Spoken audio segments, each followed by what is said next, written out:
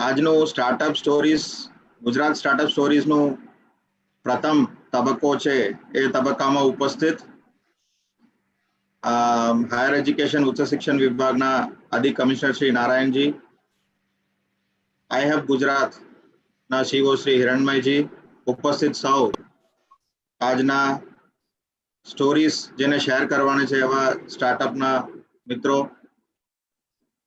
મોટા સંખ્યામાં ઉપસ્થિત આખા ગુજરાતના પ્રિન્સિપાલશ્રીઓ, મેન્ટરશ્રીઓ, એસએસઆઈપી અંતર્ગત લાભ લીધેલા હોય એવા ઇનોવેટરશ્રીઓ અને ભવિષ્યમાં એસએસઆઈપીમાં જે લાભ લેવાના છે એવા જે ઇનોવેટર્સ જેનો આઈડિયા અત્યારે ચાલે છે સૌને પણ હું આવકારું છું. ઝૂમ પ્લેટફોર્મ ઉપર અને ફેસબુક પ્લેટફોર્મ ઉપર આપ સૌ જોડાયા છો. આ અમારા માટે પણ એક ખુશીનો અવસર છે, કારણ કે અત્યાર સુધી એસએસઆઈપીમાં સ્ટુડન્ટ સ્ટાર્ટઅપ અને ઇનોવેશન પોલિસીમાં અમે કાયમ પોલિસીનું વિગત, કઈ રીતે કરવાનો પ્રોસિજર, એપ્લિકેશન, કેટલું ગ્રાન્ટ મળશે અને આપણે શું શું એનું યોગદાન છે, કઈ રીતે કરી શકાય, એ રીતે વહીવટી બાબતોની વધારે ઉલ્લેખ થતો હતો. પણ એમાંથી થોડું હટીને આપણે શું પ્રેરણા લઈ શકાય, મોડલ્સ શું છે આપણા ગુજરાતમાં સ્ટાર્ટઅપ માટે, દાખલાઓ શું છે એનું વિવરણ કરવા માટે અને જેને પોતે સ્ટાર્ટઅપ કર્યા હોય એમનું સ્ટાર્ટઅપ સ્ટોરીને સમજવા માટે આ એક પ્લેટફોર્મ આપણે ઊભું કર્યું છે. આપણે સૌ જાણીએ કે મે 17 સુધીનું લોકડાઉન કંઈક ને કંઈક રીતે વધાર્યું છે, એટલે આપણને ઓનલાઈન માધ્યમ જેટલા વધારે ઉપયોગ કરીએ એટલું વધારે સારું. તો આપણે લર્નિંગ માટે, નોલેજ શેરિંગ માટે અને કોલાબરેશન માટે ઓનલાઈનનું પદ્ધતિમાં શરૂ કર્યું. એટલે એ તબક્કામાં સ્ટાર્ટઅપ સ્ટોરીઝ એક નવી આયામ ઊભું કરે છે. અને ઘણા સ્ટાર્ટઅપ્સને આપણે છાપામાં વાંચ્યા હશે કે એમને આટલું હાસિલ કર્યું છે, આવા પ્રયોગ કર્યું છે, આ રીતે એમને સક્સેસ મેળવ્યા છે. અને બીજી વાત એ છે કે કોઈક ને કોઈ જગ્યામાં સ્ટાર્ટઅપનું ફેલિયરનું પણ ગણવામાં આવે છે. પણ સ્ટાર્ટઅપ આપણું જે લાઈફનું જર્ની છે એમાં એક એક્ટિવિટી છે, એક પ્રોજેક્ટ છે. આપણે એમ માની નહીં લેવાનું કે સ્ટાર્ટઅપ એટલે જિંદગી મોટી વસ્તુ છે. સ્ટાર્ટઅપ એક માધ્યમ છે જેમાં આપણું પોટેન્શિયલને આપણે સમજી શકાય, હું શું કરી શકું, મારું કેપેબિલિટી શું છે, કુદરત મને કેટલી આપેલી છે, એને સોસાયટીના ગુડ માટે અને ભારતનો વિકાસ માટે અને માર્કેટને સાથમાં લઈને હું કઈ રીતે મારું પરફોર્મન્સ બતાવી શકું, એક સ્ટાર્ટઅપ ઊભું કરી શકું. હું પોતે એન્ટરપ્રેનર થઈને ઘણા લોકોને એમ્પ્લોયમેન્ટ પણ આપી શકું. એ બધું આપણે વિચારવાનું છે. એક જમાના એવું હતું કે આપણે સ્ટાર્ટઅપ કરીએ તો આપણે વેન્ચર ફંડિંગ લેવાનું છે અને આપણે કોઈના ઇન્વેસ્ટમેન્ટ લેવાનું છે, એવી રીતે એક વિચારથી સ્ટાર્ટઅપ્સ થતું હતું. પણ અત્યારે હું ચોક્કસ કહી શકું કે બધાના મનમાં ક્લેરિટી છે કે સ્ટાર્ટઅપ અને એન્ટરપ્રેનરશિપ અને ઇનોવેશન એટલે પ્રોબ્લેમ સોલ્વિંગ છે. મારે તો પહેલા પ્રોબ્લેમ શોધવી છે અને એ પ્રોબ્લેમને મારે સોલ્યુશન તરફ લઈ જવાનું છે. અને એ સોલ્યુશન એવા મારે ફાઇન્ડ આઉટ કરવું જોઈએ કે જે ખરેખર જે પ્રોબ્લેમ છે એના માટે જ સોલ્યુશન છે. અને રાઈટ પ્રોબ્લેમને આપણે શોધવું પડે અને એ પ્રોબ્લેમની સોલ્યુશન કર્યા પછી એને એક સ્કેલેબલ ફોર્મેટમાં આપણે મૂકવાનું છે. એ સ્ટાર્ટઅપ કહેવાય છે. એટલે આઈડિયા થી ઇનોવેશન, ઇનોવેશનથી પ્રૂફ ઓફ કોન્સેપ્ટથી પ્રોડક્ટ, ત્યાં સુધી માર્કેટનું કોઈ વિષય આવતું નથી. એ પછી આપણે માર્કેટનો વિચાર કરીએ છીએ, પછી ઇન્વેસ્ટમેન્ટનું વાત આવે, પછી સ્કેલેબિલિટીનું વાત આવે. પણ આ બધા આયામોને પાર કરીને આજે આપણી પાસે છે 5 દાખલાઓ સ્ટાર્ટઅપ્સ અને એના એન્ટરપ્રેનર્સ બેઠા છે. હું એમને પણ ખૂબ આવકારું છું. મારા વક્તવ્ય કરતા તમારા સ્ટોરીને સાંભળવા માટે લોકો ઉત્સુક છે. પણ તમે અમારા જે ગુજરાત સ્ટાર્ટઅપ અને ઇનોવેશનને લોકોને મોટિવેટ કરવા માટે, પ્રોત્સાહન કરવા માટે અને એમને દાખલા બતાવવા માટે આપને બોલાયા હતા. આપ સૌ જોડાયા છો, તો આપ સૌને પણ હું અભિનંદન આપું છું કે તમે નોલેજ શેરિંગ માટે અહીંયા આવ્યા. અને તમારું સ્ટાર્ટઅપ જર્નીમાં હજી હું ઓલ ધ બેસ્ટ કહું છું કે તમે નવી ઊંચાઈઓ પાર કરો અને પોતાના વિકાસની સાથે સાથે સમાજનો પણ વિકાસ કરો એવી અભ્યર્થના સાથે હું મારી વાણીને વિરામ આપું છું અને હું વિનંતી કરીશ કે આગળનું તબક્કામાં કાર્યક્રમ વધારવામાં આવે. Thank you very much. Thank you Nagarajan sir. आपने सही बताया कि किस तरीके से आइडिया टू मार्केट तक की जर्नी पूरा होती है. तो आज ये जो 7 स्टार्टअप्स हैं हमने अलग अलग कॉलेजेस से लिए हुए हैं और ये लोग अपनी कहानी सबको आज बताएंगे. आप लोग क्वेश्चंस चैट बॉक्स में या फेसबुक लाइव में आप लोग बता सकते हैं. हमारे साथी हमको बताएंगे आपके पास कोई सवाल हो. प्रिंसिपल सेक्रेटरी अंजू मैडम थोड़ी देर में ज्वाइन करेंगे. तब तक हम स्टार्टअप की इंटरेक्शन चालू रखते हैं. और हमारे साथ गुजरात यूनिवर्सिटी से GU6 से राहुल और वो लोग भी जुड़ चुके हैं. तो मैं अभी रिक्वेस्ट करता हूं मितेश, जो एक बहुत सक्सेसफुल स्टार्टअप, वो भी एक विद्यार्थी थे कुछ टाइम पहले और फिर उसके बाद अपने आइडिया चालू किया और अभी एक बहुत सक्सेसफुल स्टार्टअप चलाते हैं फ्रेंडली करके अहमदाबाद में. तो मितेश, आप अपने थोड़ा सा जर्नी बताइए और क्या कैसा रहा अभी तक का कहानी और आप क्या करते हैं. First of all thank you so much हिरण भाई जी मेरा इंट्रोडक्शन करने के लिए. और नमस्ते जितने भी. एक मिनट मितेश, 1 मिनट.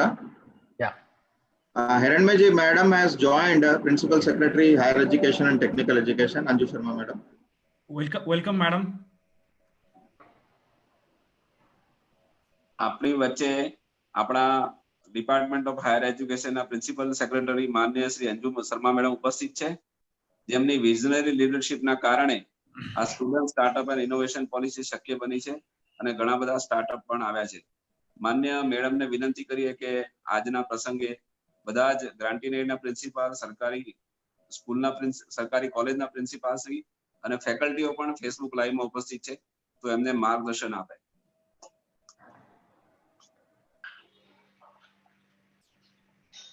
मैडम थोड़ा ऑडियो.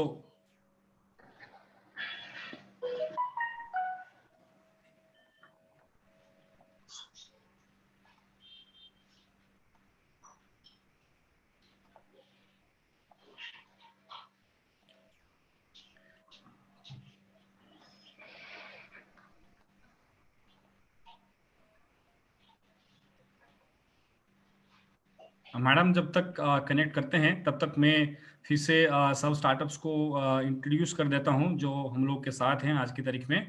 मितेश, जो फ्रेंडली करके स्टार्टअप है उसकी जो फाउंडर हैं. हमारे पास सारिका हैं जो मेडिकल डिवाइसेस के क्षेत्र में काम करते हैं. आप लोगों को जान के आश्चर्य होता होगा कि इतने कम उम्र में ये लोग इतने अच्छे डीप टेक्नोलॉजी के एरिया में काम करना चालू कर दिए हैं. फिर हमारे साथ एक यंग स्टार्टअप है विनय मेहता. वो अभी भी बीकॉम की कौन सी ईयर में हो Vinay? First year sir. First year में है विनय. हमारे पास बीकॉम की फर्स्ट ईयर में है, हैंडसम मैन. और वो जो है वो अभी भी अपने जुड़े हुए हैं और विनय आपको बताएगा कि किस तरीके से मतलब आर्ट्स, कॉमर्स, साइंस, टेक्नोलॉजी कोई फर्क नहीं पड़ता. अगर आपको स्टार्टअप चालू करना है तो कॉमर्स का विद्यार्थी है फिर भी अपने मजे से स्टार्टअप चलाता है. तो इसलिए आज जो प्रिंसिपल्स लोग हमारे साथ जुड़े हुए हैं आप सबको काफी इंस्पिरेशन मिलेगा. फिर हमारे साथ प्रियम जुड़े हुए हैं, वो भी अपने स्टार्टअप की कहानी बताएंगे. मैडम ज्वाइन થઈ ગયા છે. निशांक हमारे साथ हैं जो ड्यूरो ग्रीन करके स्टार्टअप्स की फाउंडर हैं. यश भट्ट हैं जो एक वेस्ट मैनेजमेंट स्टार्टअप्स के फाउंडर हैं.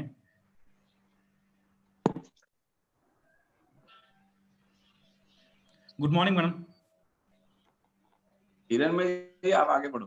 ओके, सो तो एक I think we are getting madam online.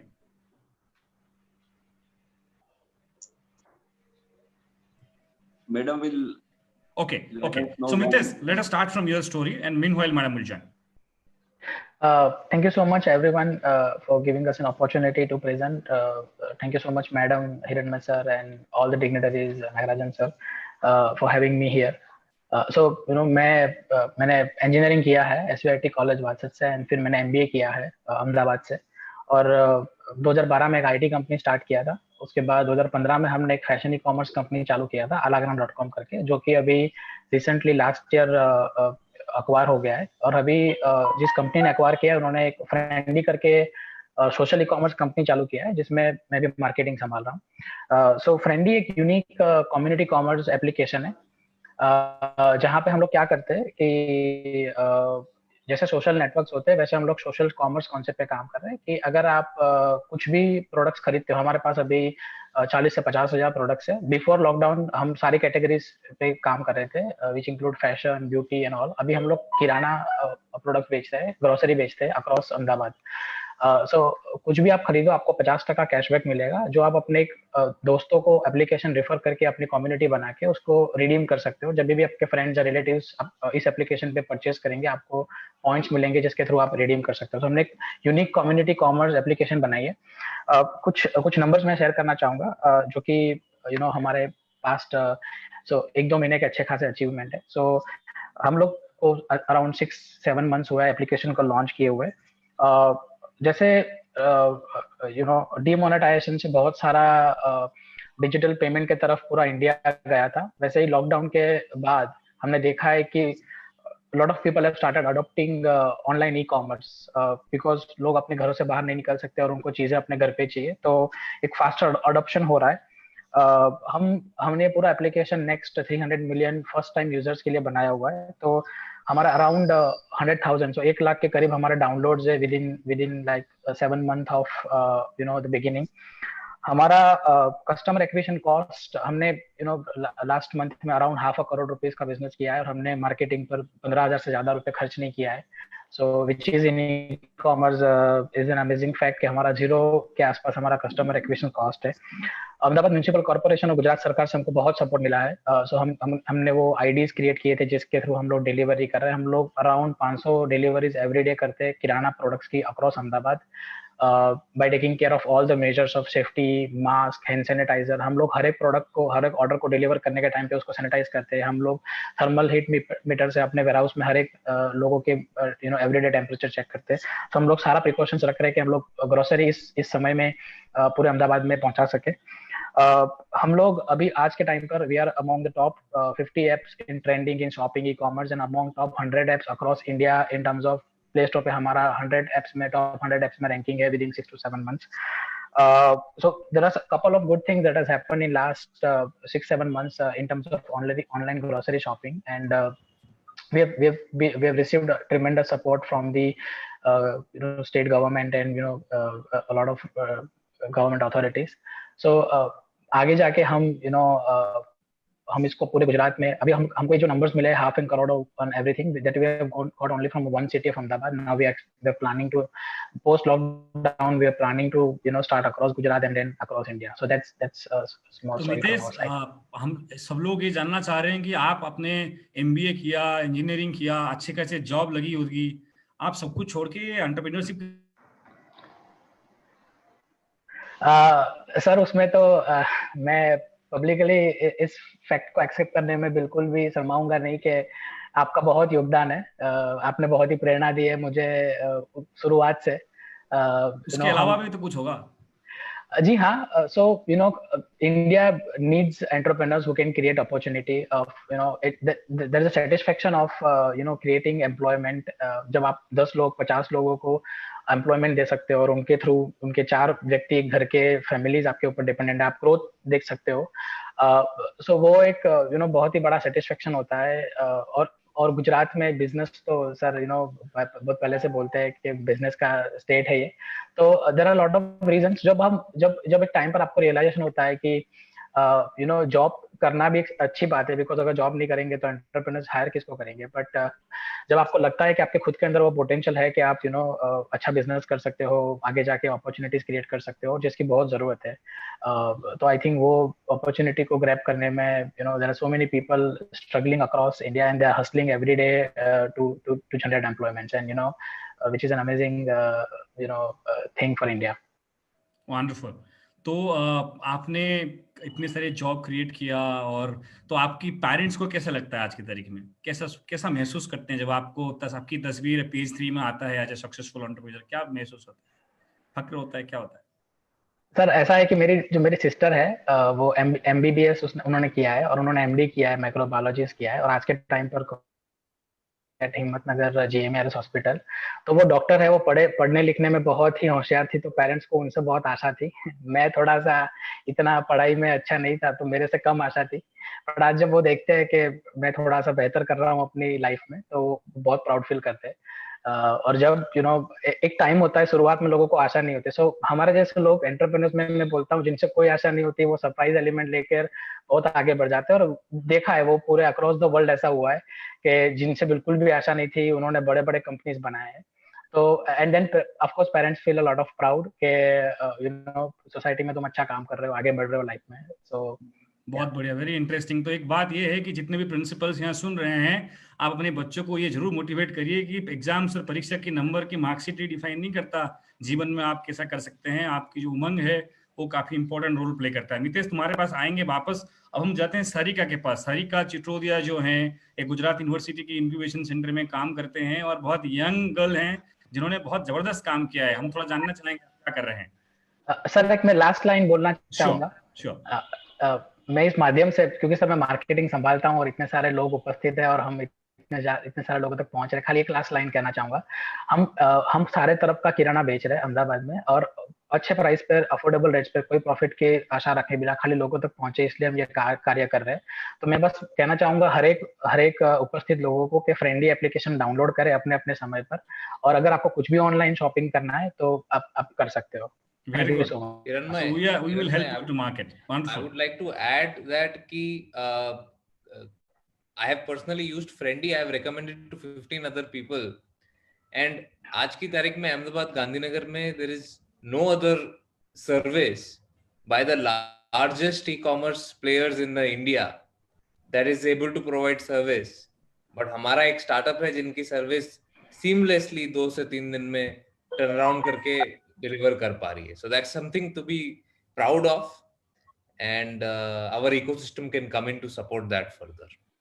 बहुत बढ़िया। राहुल बागचंदनी आपको बता रहे थे, वो गुजरात यूनिवर्सिटी की स्टार्टअप सेंटर की सीईओ हैं और इन्होंने ऐसे बहुत सारे स्टार्टअप का मेंटरिंग किया है। तो ये जो कह रहे थे कि बड़े बड़े कंपनी जब इस टाइम पे नहीं डिलीवर कर पा रहे हैं, तो आपकी शहर की, आपकी बच्चों की स्टार्टअप्स इन प्रॉब्लम को सॉल्व कर रहा है। तो ये बहुत इंटरेस्टिंग बात है। तो सारिका, अब हम आपसे सुनना चाहते हैं, आप क्या करते हैं, क्या कर रहे हो? हेलो, मैं सर सारिका चित्रोडिया, लिम्बिट्स LLP करके मेरा स्टार्टअप है। अभी 1 ईयर पहले हम लोगों ने कंपनी रजिस्टर की है। और मेरी जर्नी जब स्टार्ट हुई, उसमें बहुत सारे ऐसे पीपल है जिनके बिना मेरी जर्नी इम्पॉसिबल थी। स्टार्टिंग था मेरा डिप्लोमा। मैंने 10th के बाद डायरेक्ट डिप्लोमा स्टार्ट कर दिया था। पहले मैंने 11th साइंस में एडमिशन लिया था, लेकिन मेरा गोल एक फिक्स था कि लाइक मुझे आगे जाके इंजीनियरिंग या कुछ ऐसा कुछ बनाना है जिसके थ्रू फिर मैं बिजनेस स्टार्ट कर सकूं। तो फिर उसके बाद मैंने 11 तो स्टार्ट रखा और साथ ही में डिप्लोमा में एडमिशन के लिए अप्लाई भी कर दिया, और मार्क्स वगैरह अच्छे थे तो उनके बेस पे मुझे गवर्नमेंट कॉलेज में एडमिशन पे मिल गया। तभी मेरा टारगेट ये था कि जैसे डिप्लोमा खत्म होता है मैं अपनी खुद की कंपनी स्टार्ट कर दूंगा। क्या बात है, आपको डिप्लोमा के टाइम में इतना क्लैरिटी था कि आप डिप्लोमा के बाद सीधा कंपनी बनाएंगे? हाँ, ऐसा एज ए स्टूडेंट लेवल पे था कि नहीं कर देंगे, ऐसा पहले तो ऐसा ही होता है। तो आपने सबसे पहली बार अपने ये इरादे किसको बताया? पेरेंट्स को, कॉलेज की टीचर्स को, दोस्तों को, किसको बताया? नहीं, मेरी एक फ्रेंड थी कॉलेज में, सिर्फ उनको ही पता था। हम जनरली वॉक पे जाते थे तब शेयर करते थे ये वगैरह। मुझे ज्यादातर शेयर करना अच्छा नहीं लगता, इसीलिए मैं सिर्फ उनसे शेयर करती थी। वंडरफुल। हाँ, तो फिर डिप्लोमा में मेरी तबीयत भी ज्यादा थोड़ी खराब रहती थी क्योंकि मुझे ट्रैवलिंग इतना कुछ अच्छा नहीं लगता था, तो उसकी वजह से तब नहीं हो पाया। उसके बाद मैंने डिग्री में एडमिशन लिया। GC गांधीनगर कॉलेज है, वहाँ पे मैंने बायोमेडिकल इंजीनियरिंग में फिर मैंने एडमिशन ले लिया। डिप्लोमा खत्म हो गया, ऐसे फिर सेकंड ईयर आया हमारा। तब सेकंड ईयर में प्रोजेक्ट सिलेक्शन था, तो तब भी हम लोगों के लिए टफ था कि क्या सिलेक्शन करें वगैरह वगैरह। तो फिर उसके लिए मैं हॉस्पिटल, सिविल हॉस्पिटल है, वहाँ पे गई। मैंने देखे कि वहाँ पे अभी रिसेंटली जो इंस्ट्रूमेंट वगैरह जो अवेलेबल है मेडिकल डिवाइस में, उसमें क्या क्या प्रॉब्लम्स हो रही है, तो वो मैंने आइडेंटिफाई किया। उसके रिगार्डिंग मैंने एक इंस्ट्रूमेंट और मशीन 2 बनाने का डिसाइड किया। और सेम टाइमिंग में फिर डिप्लोमा के टाइम पे एक दूसरे फ्रेंड थी मेरी, तो उसके साथ बिजनेस स्टार्ट करना था। हम लोग इन्वेस्टर वगैरह से मिलके भी आए थे। अब अगले दिन सिर्फ फाइनल करना था हम लोगों को, तभी अचानक से मेरी तबीयत और खराब हो गई और झेली मलेरिया और आई थिंक 2% बॉडी में ब्लड था, तो उसकी वजह से मुझे इमिडिएटली एडमिट होना पड़ा। तो उस टाइम पे भी मेरा कुछ नहीं हो पाया और उसके बाद लास्ट ईयर आया मेरा कॉलेज का। तब थोड़ा एक इंटरेस्टिंग चीज आपसे जानना चाहेंगे, आप सेकेंड ईयर में इन्वेस्टर के पास पहुंच गए थे खुद पता करके कि कौन पैसा लगाएगा मेरे आइडिया पे? नहीं, मेरी जो फ्रेंड थी ऑलरेडी उनको ये सभी एक्सपीरियंस था, तो अच्छा। फिर हाँ, तो इसलिए फिर कोई तो दिक्कत आप नहीं। लोगों को ये एसएसआईपी के बारे में कोई बताया? कैसे पता चला आप लोगों को कि ऐसा भी कोई हाँ, इस प्रकार का स्कीम है, साधन है? हाँ सर, वो अभी स्टार्ट होगा। अभी फाइनल ईयर में मैं आई, तो वहाँ पे फर्स्ट टाइम एसएसआईपी इंट्रोड्यूस हुआ था 2018 में। फाइनल ईयर में मैं थी, अभी मेरा कौन सा मशीन वगैरह बनाना है वो भी फिक्स हो गया था। अभी फाइनल ईयर में मैं आई, वहाँ पे एसएसआईपी फर्स्ट टाइम इंट्रोड्यूस हुई हमारी जीएससी कॉलेज में। वहाँ पे भट्ट सर थे तब उनको हम हमारा जो कॉलेज में जो सेंटर था उनका नाम सर्जन ने दिया था। और फिर हमारे जो फैकल्टी थे, जो गाइड थे, हम मेरे प्रोजेक्ट में जो हेल्प कर रहे थे, उनसे मैंने गाइडलाइन थी, वो भी बहुत ही हेल्पफुल रहे मेरी पूरी जर्नी में, क्योंकि उन्होंने कभी मुझे प्रेशर ही नहीं दिया कि लाइक अभी 1 मंथ के बाद आपको रिव्यू के लिए आना है। उनको एक कॉन्फिडेंस था कि ये कैसे भी कर लेगी, ऐसा है। तो फिर ये एक हमारे कॉलेज में फाइनल ईयर जो स्टूडेंट थे उनके लिए ओपन प्रोजेक्ट एग्जीबिशन हुआ, जहाँ पे जिनका प्रोजेक्ट अच्छा है उनका एसएसआईपी में डायरेक्ट सिलेक्शन होगा। तो मुझे तो लगा कि ये तो मेरे लिए बेस्ट अपॉर्चुनिटी है, इससे तो मैं जाने नहीं देने वाली अभी। तो प्रॉब्लम ये था क्योंकि मैं डीपली स्टडी करने में लगी थी अभी, जब प्रोजेक्ट एग्जीबिशन था मेरा और मेरे पास मॉडल ही नहीं था, रेडी ही नहीं था, क्योंकि मैं डीपली स्टडी में लगी हुई थी। अभी 1 आवर बाकी है, फैकल्टी सभी चिल्ला रहे आप अपना बैनर्स वगैरह लगा दो और मॉडल वहाँ पे प्रेजेंटेशन के रख लो, लेकिन मेरे पास कंपोनेंट ही थे, कुछ था ही नहीं। तो मैंने 1 आवर में पूरा मॉडल रेडी कर दिया था उस टाइम पे। फिर बैनर भी बनाया। हमारी कॉलेज के आजू बाजू प्रिंटिंग वगैरह की शॉप बहुत ही कम है, तो कॉलेज के अंदर सिर्फ एक ही थी, पूरी कॉलेज में सिर्फ एक ही थी स्टेशनरी। वहाँ पे प्रिंट वगैरह जेरॉक्स कुछ भी करना हो ना, वहाँ पे ही जाना पड़ता था हम लोगों को। तो फिर वहाँ पे गई, वहाँ पे भी बड़ी लंबी लाइन थी, तो एक फ्रेंड को मैंने भेजा बैनर वगैरह, मैंने बोला प्रिंट करवा के ला, कहीं से भी ला, कुछ भी कर, मुझे चाहिए, मतलब चाहिए। तो उसको मैंने इमिडिएटली भेजा। बहुत ही ट्राई किया, लेकिन उस टाइम पे भी मेरा एसएसआईपी में सिलेक्शन नहीं हो पाया, लेकिन मुझे पता था ये चांस अभी जाने तो नहीं देने वाली मैं। तो फिर मैं क्या किया, मैंने हमारे एसी डिपार्टमेंट के जो एचओडी थे, मुझे एग्जैक्ट उनका नाम नहीं पता, मैंने एक फ्रेंड से फाइंड आउट किया कि एसएसआईपी का कौन हैंडल करता है, तो उन्होंने मुझे नाम बताया कि बहुत ही अच्छे सर है, वो आपकी हेल्प करेंगे। तो मैं डायरेक्टली एचओडी सर के पास गई, उनको मेरी आइडिया सुनाई। तो उन सर को भी अच्छा लगा कि आपकी आइडिया तो अच्छी है अभी, तो आप एसएसआईबी में क्यों अप्लाई नहीं करती? तो मैंने बोला आप बोलो तो सर अभी कर दूं मैं। तो उन सर ने मुझे टाइमलाइन भी दी कि मॉर्निंग तक आप सभी फॉर्म सबमिट कर दो, मैं आपको मेल कर देता हूँ। तो उस टाइम पे मैंने नाइट के 3 बजे तक जगी थी और सभी फॉर्म भी मैंने फिलअप कर दिए और सेंड भी कर दिया, लेकिन उस टाइम पे भी थोड़ा कुछ इश्यू था, उसकी वजह से फिर नहीं हुआ पाया था मेरा एसएसआईपी में।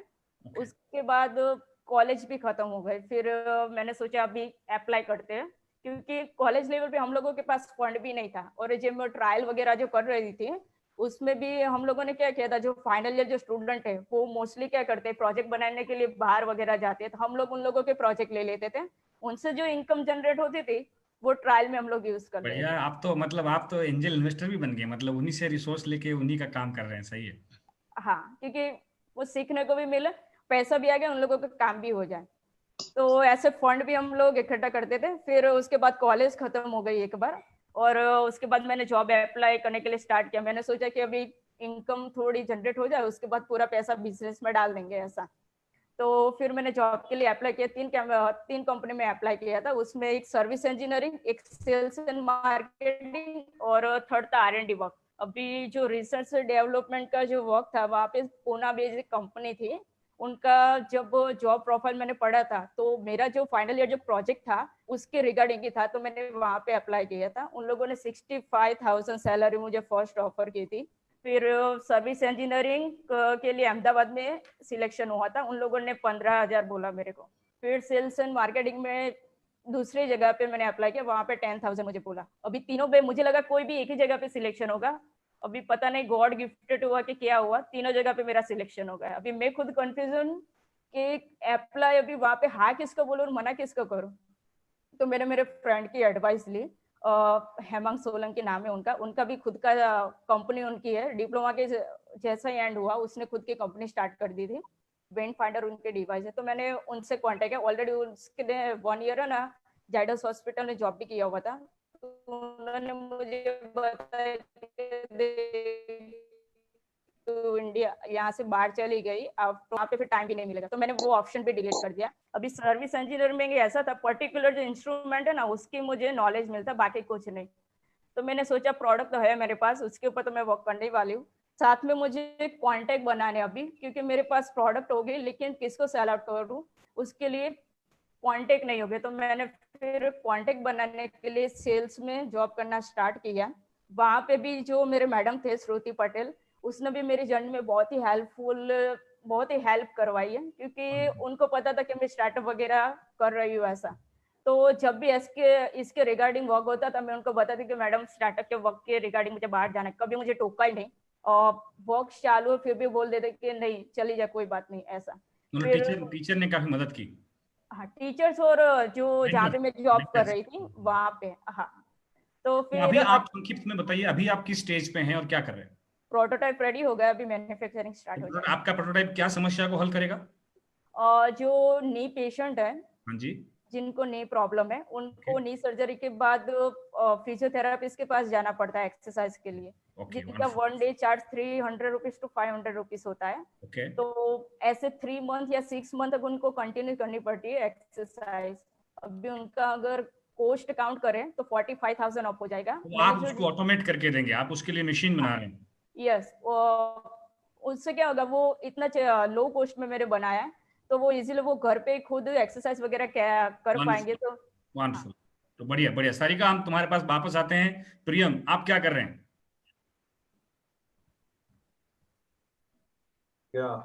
Hello all. सो मेरे नाम स्टार्टअप का नाम अर्बन खेत है, और मैं सेफ्टिन यूनिवर्सिटी में स्टूडेंट हूँ, फाइनल ईयर थीसिस।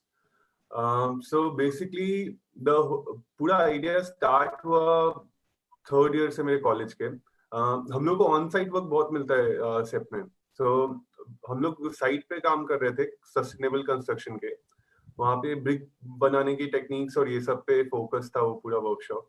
वहाँ पे हमने सीखा कि top 6 inches of soil is used for agriculture, making bricks and all other purposes. So, and मेरा background farming का है, like ancestral, and everyone in my family is technically a farmer.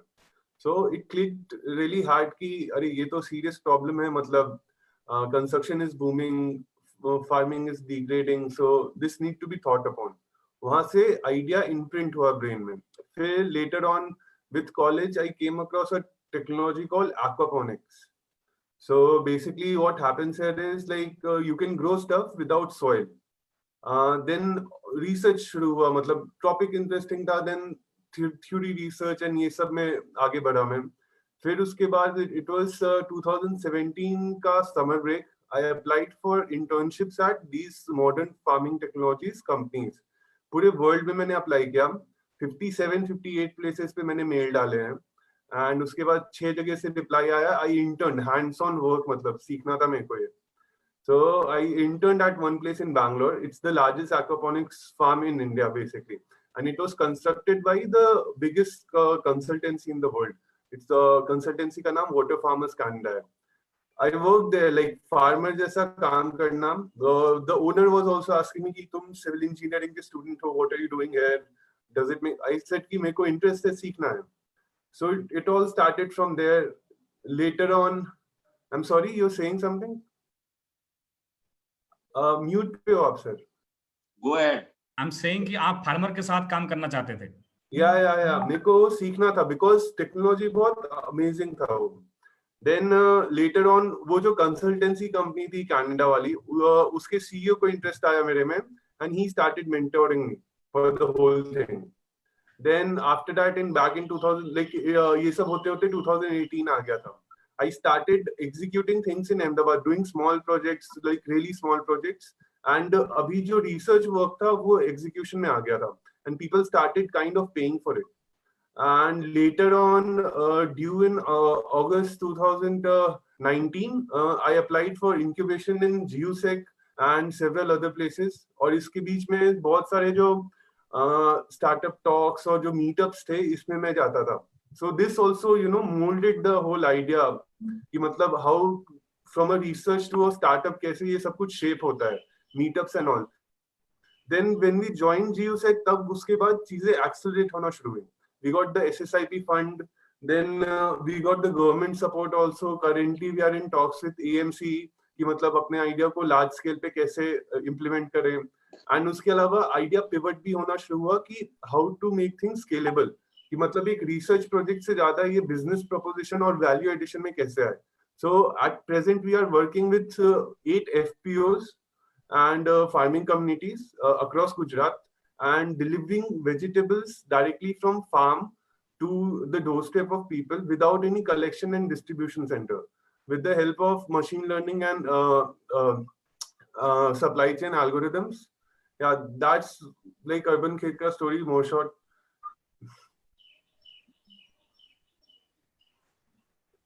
आप जो टेरेस फार्मिंग करते हैं उनके बारे में बताइए ना. Yeah. So basically हमारा पूरा आइडिया ऐसा है कि कोई भी सिटी है, it should be independent of its perishable needs. It doesn't make sense कि अगर मैं अहमदाबाद में रहता हूँ और मेरी सब्जी 1000 किलोमीटर दूर से आती है, ये पूरे सिस्टम के लिए सस्टेनेबल नहीं है. So इसका सोल्यूशन हम लोग इस चीज पे है, using these aquaponics and hydroponics techniques. We started growing stuff on the terraces and any empty urban space. आप अहमदाबाद में कितने टेरेसेस में उगाना चालू कर दिया है खेती? तो अभी हमने मैंने इसके पहले प्रोजेक्ट किए हुए लगभग 1000 स्क्वायर मीटर का टोटल, एंड इसके अलावा हमने वो सारे प्राइवेट प्रोजेक्ट्स थे. Now we are in talks with commercial spaces जहां पे हम स्पेस रेंट करके उसको एक्चुअली फार्म ट्रीट करने वाले हैं. आप तो आपके घर में काफी लक्ष्मी जी आते होंगे. लक्ष्मी जी तो नहीं, बट सब्जी आती है. सब्जी आती है, अच्छा वो भी आएंगे. अन्न आता है तो फिर अन्नदाता और अन्नदात्री दोनों आएंगे. सो यही था पूरा आइडिया कि टेरेस फार्मिंग इज नेसेसरी अभी. और ये कोरोना का सिचुएशन ना, इट्स लाइक प्रूफ. हम लोग जो प्रॉब्लम स्टेटमेंट डिफाइन कर रहे हैं उसका प्रूफ है ये. आज के टाइम पे सप्लाई चेन कितना ज्यादा प्रॉब्लमैटिक है आपके यहाँ. मतलब अब आपको एक पॉइंट के बाद वेराइटी ऑफ वेजिटेबल्स मिलना बंद हो जाएंगे बिकॉज वो सब इधर उधर बाकी स्टेट से आ रहे थे. So, ये चीज को जितना हम लोकलाइज करेंगे, स्पेशली ईटिंग हैबिट्स को, उतना ज्यादा फ्यूचर के लिए सस्टेनेबल है. इसी आइडिया के अगेंस्ट हम लोग, मतलब इसी आइडिया के साथ हम लोग काम कर रहे हैं आगे. Let's see how it goes. And इसके साथ ही साथ हम लोग फार्मर्स को भी फैसिलिटेट करते हैं. बेसिकली सपोज आप एक फार्मर हो, देन हम लोग आपके पास जाएंगे, आपको हेल्प करेंगे फार्मिंग टेक्निक्स में, एंड आपका सही मार्केट चूज करके आपको क्या उगाना है पूरे थ्रू एंड थ्रू सीजन आपको गाइड करेंगे. साथ ही साथ सेलिंग का पूरा रिस्पॉन्सिबिलिटी हम लोग लेते हैं. आप सेप्ट में कौन सी अपार्ट फ्रॉम दिस, मैं सेप्ट में faculty of technology under graduate. अच्छा, तो आप टेक्नोलॉजी पढ़ने गए और अभी खेतीबाड़ी की में आ गए, तो घर वालों को कैसा लगता है, क्या फील करते हैं उन लोग? अरे so my dad was in Indian Navy, so he's quite open towards it, but मेरी mom is still like कि you do masters बाहर जाकर के and get a job in MNC ऐसा. इतना पढ़ाई के बाद खेडूत क्यों बन रहे हो ऐसा? हाँ, बट सुकून मिलता है ना, मतलब जब आप अपने दिल की बातें करते हो तो उस पे काफी ज्यादा लगाव रहती है. तो कहीं ना कहीं आप जैसे यंग लोगों को देख के मुझे, माधु साहब, हम सबको बहुत एनर्जी मिलता है. जिन लोगों ने कुछ हमने कभी अपने लाइफ में इस तरीके से रिस्क लिए होते तो शायद हम लोग भी बहुत कुछ करे होते हैं. जो प्रिंसिपल लोग, जो इनोवेटर्स आज सुन रहे हैं, जो स्टूडेंट सुन रहे हैं, आप लोग इसमें जरूर सोचिएगा. पढ़ो, कोई भी डिग्री फर्क नहीं पड़ता, लेकिन दिल में जो है वो अगर आप कर लेंगे तो एक अच्छा एंटरप्रेन्योर बन जाएंगे. ये मितेश ने भी बताया, सारिका ने भी बताया और प्रियम ने भी बताया. तो प्रियम, तुम्हारे पास फिर से वापस आएंगे. अभी हमारे पास यंग फ्रेंड है विनय मेहता, ये बीकॉम फर्स्ट ईयर के स्टूडेंट हैं. तो विनय, क्या कर रहे हो, बताओ. Sir, first of all, thank you so much for having me. Sincere greetings to Narayan Madhu sir, Nagarajan sir, and then Hiranmay sir. आपको and Rahul sir को I know personally. So thank you so much. You have been a great support from the very start. Starting from the fact, sir, I started as a dancer and I was looking for opportunities, and then I became an entrepreneur. I call myself an entrepreneur, and then now we are creating opportunities for thousands of artists. Sir, I think for any entrepreneur, it is very important to be focused. And for me to be focused on my journey, there is a very short. I have concisely written a few things on my slides. कुछ 5 slides का छोटा सा presentation है to be very concise with the point. So if you allow, can I just screen share that? No, please, quickly. Thank you so much. Yes. So Expresso Arts, it's India's first art tech platform, and let's see how the journey कलाकारों को started. इकट्ठा करते हैं क्या online? Sir तो हम लोग performing arts को टेक्नोलॉजी के साथ वी आर वर्किंग, एंड यहाँ पे देर आर डिफरेंट वर्टिकल्स जो टेक्नोलॉजी के साथ मिलके we make sure that art is reachable to everyone and everyone moreover, and art industry in general is very unorganised. तो So तुम our goal is- first year में BCom first year में तुमने company बनाई तो सोचा कब 8वीं 9वीं में सोचना चालू कर दिया था क्या? सर वेरी मिड 11th में आई हैड दिस थॉट, बिकॉज तब मैं डांस के लिए स्ट्रगल कर रहा था, मेरी फैमिली बिल्कुल सपोर्टिव नहीं थी, एंड आई थॉट यार कितने सारे मेरे जैसे डांसर्स होते हैं जिनको एक्चुअली एक अपॉर्चुनिटी है, एक्चुअली प्लेटफॉर्म नहीं मिलता है, मेंटर्स नहीं मिलते. तो I thought that let's make sure that मैं खुद से ज्यादा कुछ बड़ा सोच सकूं, and then I had this, then I somewhere knew about startups. So मैंने थोड़ा मेरा रिसर्च स्टार्ट किया, मैं लोगों से मिलना स्टार्ट किया, मैं नेटवर्किंग समिट्स में गया, मैं वाइब्रेंट गुजरात में गया, तब मेरे को पता चला that wow we have some sort of ecosystem here. So that was how my journey started. About the entrepreneur, so sir, I come from a very varied background. मैं कॉमर्स का स्टूडेंट हूँ, मैं स्टार्टअप आर्ट्स में कर रहा हूँ, and मैं बना टेक्नोलॉजी प्लेटफॉर्म रहा हूँ इनके लिए. यार तुम तो सब कुछ हो गया, तो यूनिवर्सिटी बन गए तुम, कॉमर्स आर्ट्स और इंजीनियरिंग सब मिला दिया. Sir, so from a dancer looking for opportunities, I became an entrepreneur, creating hundreds of opportunities. Wonderful. About Expresso Arts, we are India's first art tech platform focusing on performing arts at this point in time, and very majorly we started with dance, but now we are creating multiple content in different industries. The aim is to bridge the gap between arts, artist, and audience with technology enablement and strengthening the art ecosystem, which is where our actually journey started with, and this is where right now we are working at.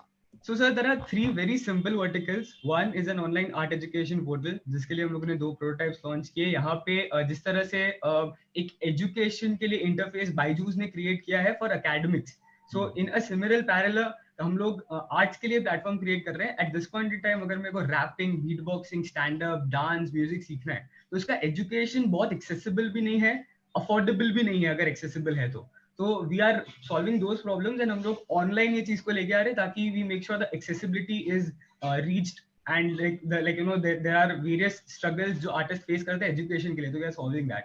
Second is culture ed. So Art Ed stands for art education, Culture Ed stands for culture ecosystem development. So we are strengthening the ecosystem here. We are empowering student artists. हम लोग universities के साथ tie up करते हैं. We establish our clubs in different communities. We establish our communities in different colleges. So we have a lot of a very big artist network right now, and we have more than 200 artists right now who have partnered with us. So it's been 2 years of sheer hard work that I realized that what exactly I have to do, and now we have these 3 verticals. So यहाँ से we are actually reaching out to the audience, and Portico से we are reaching out to the supply side. We are creating an artist marketplace and a networking platform for artists. They come and they list their portfolios. So this is the journey. विनय, एक participant है Usha madam, Usha Shankaran आयर, वो कह रहे हैं कि आपको अपने बच्चों के पास बुलाएंगे आपके कॉलेज में, और आप उनके बच्चों को भी बताइए. मैं अभी आपके जो क्वेश्चंस आ रहे हैं ऑनलाइन वो देख रहा था, तो ऑलरेडी आपके अच्छे चाहने वाले लोग इस वेबिनार के माध्यम से मिलने लगे हैं. तो आपने 200 आर्टिस्ट कर दिया है, 2500 स्टूडेंट को सिखा दी, 40 सेलिब्रिटी को जोड़ दिया, 2 कोर्स बना दिए, 18 डिस्ट्रिक्ट को टच कर दिया, और क्या चाहिए? 18 direct and 100 team में we have 18 people right now, and more than that we in a way or other we have worked with 100 near 100 people. आज यहाँ पे बहुत सारे प्रिंसिपल हैं, इसलिए मैं एक बात बोलूंगा. विनय मुझे आके बोलता है, साहब मेरी अटेंडेंस थोड़ा कम हो गया है, और आप लिख दीजिए ना कॉलेज को, तो कम से कम परीक्षा में मैं रुक ना जाऊं. तो जो टीचर प्रिंसिपल्स आज यहाँ सुन रहे हैं उनको अनुरोध यही है, अगर आपको कहीं ऐसा बच्चा मिलता है जो सही में हुनर है, अब वो 75% अटेंडेंस के चक्कर में कहीं ना कहीं उसकी कलाकारी खत्म ना कर दें. थोड़ा सा कंपैशनेट बने. ऐसा हम नहीं कह रहे हैं कि आप अटेंडेंस को स्ट्रिक्ट ना करें, लेकिन कहाँ पे अगर कोई अच्छा बच्चा काम कर रहा है, थोड़ा सा आप लोग जो है उनको कंपैशनेटली देखिए. तो उससे क्या होगा, ये विनय जैसा आइडिया फिर तो मर गए होते हैं अगर वो उसका टीचर ने उसको थोड़ा सा छूट नहीं दिया होता. तो इसीलिए आप सबको थोड़ा सा ऐसे लोगों को कंसिडर करना चाहिए. सर ये we have done a lot of events. ये हमारे कुछ क्लब ओरिएंटेशन, हमारे वर्कशॉप्स का क्लिप्स है. तो we have gathered thousands of students हमारे वर्कशॉप्स में. हम लोगों ने जैसे ही लॉकडाउन अनाउंस हुआ तो वी प्रोएक्टिवली एक्टेड एंड हम we realise that this is the time जहां पे आई थिंक हमारा प्रोडक्ट फिट हो सकता है मार्केट में. And this was the product market fit time for us. So हम लोगों ने बहुत प्रोएक्टिवली एक्ट किया एंड हम लोगों ने इंस्टाग्राम पे म्यूजिक कॉन्सर्ट लाइव कर दिए. तो जहाँ पे एमटीवी हसल से काफी सारे आर्टिस्ट थे, वॉइस इंडिया श्रीनिधि खताते जो शंकर एहसान लॉय की लीड सिंगर है, फीमेल लीड है, उनके साथ. देन मेघधनु जो गुजरात का सबसे फेमस बैंड है. तो आप कंसर्ट्स को भी ऑनलाइन ले जाएंगे? यस सर, हम ले गए वो ऑलरेडी. हम लोगों ने काफी पास्ट परफेक्ट पे चला गया, फ्यूचर इंडेफिनिट नहीं, प्रेजेंट कंटिन्यूअस तो आपने कर ही दिए. यस विनय, थैंक यू, बहुत बहुत धन्यवाद. हम लोग टाइम को भी नजर पर रख रहे हैं, तो मैं अभी जानना चाहूंगा निशांक से. निशांक, आप बताएंगे आप क्या कर रहे हैं. आप गुजराती बोल सकते हैं तो गुजरात में ही बोल सकते हैं. Welcome madam. Good morning madam.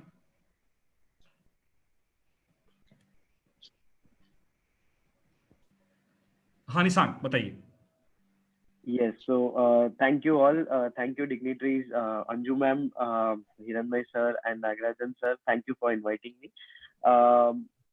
So yeah, एक मैं स्क्रीन शेयर कर सकता हूँ फटाफट या फिर डायरेक्टली बोलूंगा? Is it fine? Nagarajan sir ने एक बात, you need to communicate from heart. Anju madam भी प्रेजेंटेशन से हार्ट कम्युनिकेशन नहीं हो पाएगा. ठीक है सर, ठीक है. सो बेसिकली मैंने मैकेनिकल इंजीनियरिंग किया था, मतलब इनिशियली. उसके बाद मैंने EDII ज्वाइन किया फैमिली बिजनेस मैनेजमेंट करने के लिए. उसके बाद मेरा एक ही गोल था कि जो भी पढ़ाया जा रहा है उसको प्रैक्टिकली अप्लाई करना फील्ड पे. तो मुझे जब मैं जैसे ही EDII कॉलेज के अंदर आया तो एक ही गोल से आया था कि कैसे उसको इम्प्लीमेंट करें. उसके साथ साथ मेरी स्टोरी 3 चीजों में डिवाइडेड है. कॉलेज के अंदर मैंने कैसे 6 आइडियाज पे काम किए थे, उसके साथ साथ मैंने खुद ब खुद 20 लाख का ट्रेडिंग कैसे किया पढ़ाई के साथ MBA के अंदर, और फिर मैंने एक waste management company over the period उसमें से कैसे डेवलप हुआ. सो इनिशियली मैं पहले 6 आइडियाज, जैसे मैं EDI कॉलेज में आया तो मैंने 6 अलग अलग टीम्स के साथ हमने 6 अलग अलग आइडियाज पे काम करना शुरू किया.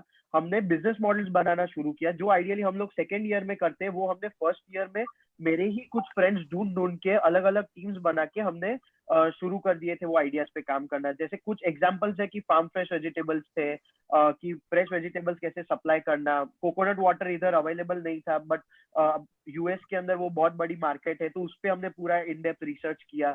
जो फेल्ड एंटरप्रेन्योर्स थे उनके साथ बातचीत भी की. सो वैसे हम लोगों ने काफी इंटरेक्शंस किया, प्रैक्टिकल और बिजनेस मॉडल्स डेवलप किए. उसके साथ साथ मैंने उसके मतलब वो 6 आइडियाज में से मैंने एक ही आइडिया सिलेक्ट किया और फिर मैंने एक रीप्रोसेस प्लास्टिक ग्रैन्यूल्स का ट्रेडिंग शुरू कर दिया था पढ़ते ही. रीप्रोसेस प्लास्टिक ग्रैन्यूल्स बेसिकली जो दाने होते हैं जिसमें से प्रोडक्ट्स बनती है प्लास्टिक की प्रोडक्ट्स, तो वो था. सो हमने उसमें काफी चीजें का रिसर्च शुरू किया. 4 महीने तक हमने कंटेनर्स इंपोर्ट करने के ट्राई किए US से, पर हम लोग कंटिन्यूसली फेल होते गए. हमने लोकल ट्रेडिंग शुरू किया, तब जाके हम लोग 20 लाख का टर्नओवर कर पाए थे. मेरी पूरे 20 लाख रुपए का टर्नओवर किए जब आप स्टूडेंट थे? हाँ, यस सर, जब मैं कॉलेज में पढ़ रहा था तब. और तब मेरे ये भी एक पुश था एक सर का.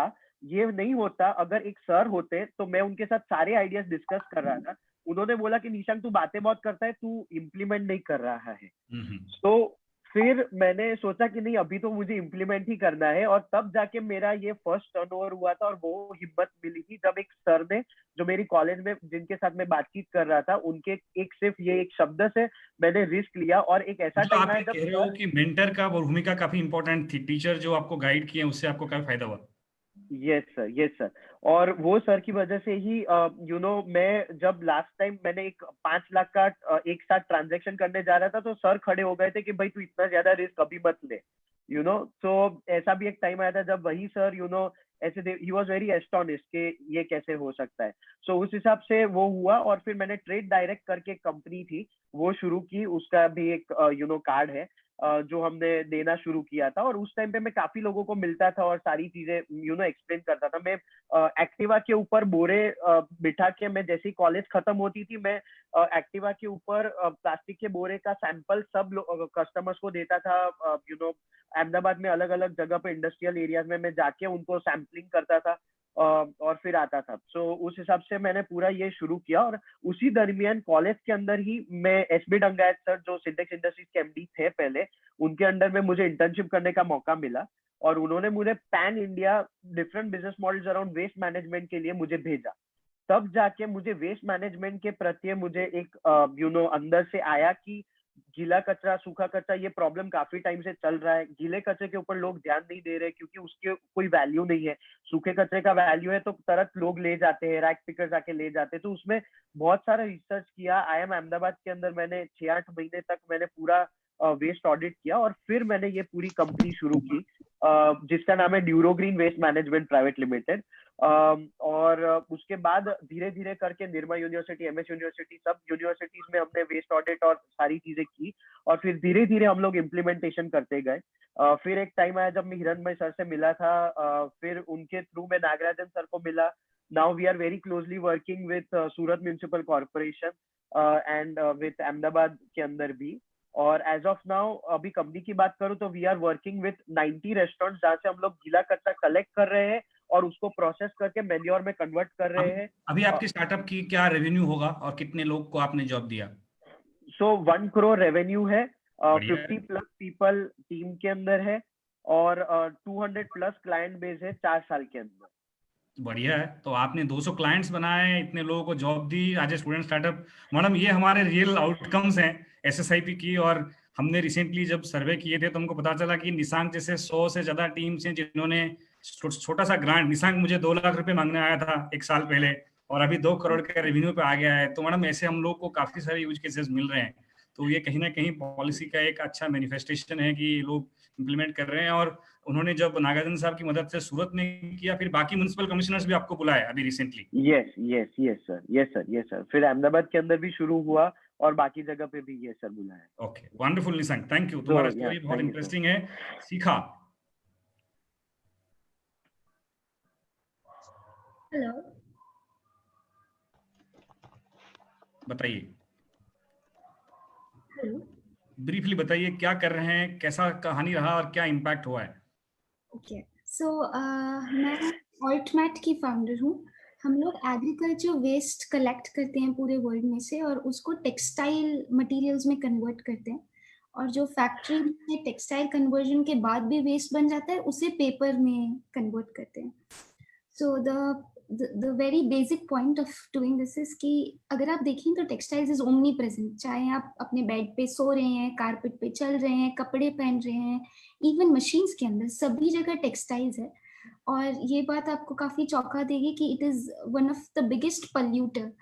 अगर आप सोचें तो ये टेक्सटाइल्स बनता किससे? 75% ईदर पॉलिएस्टर से बनता है या कॉटन से बनता है। तो जब कॉटन की बात करते हैं तो करीबन आपके 2 जीन्स बनाने के लिए 10,000 लीटर पानी चला जाता है। और 10,000 लीटर पानी एक इंसान के 3 साल से 4 साल के पीने के लिए काफी होता है।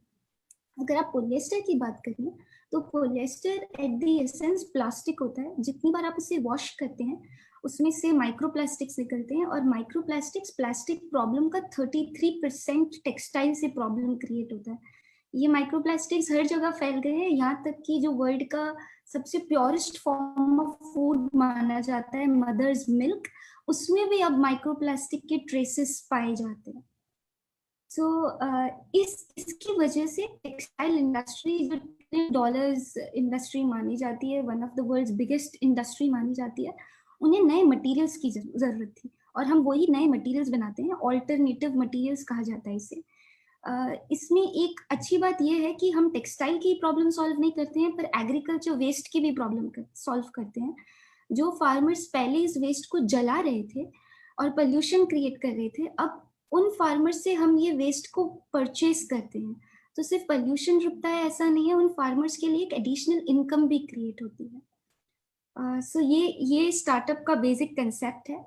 As far as journey is considered, अभी हमारा जो अभी वाला स्टेज है, मैंने of course as a student start किया था। बैचलर्स में एक प्रोजेक्ट लिया था सिंपल सा, जिसमें मैं टेक्सटाइल सप्लाई चेन समझने की कोशिश कर रही थी मेरे बिजनेस कोर्स के अंदर।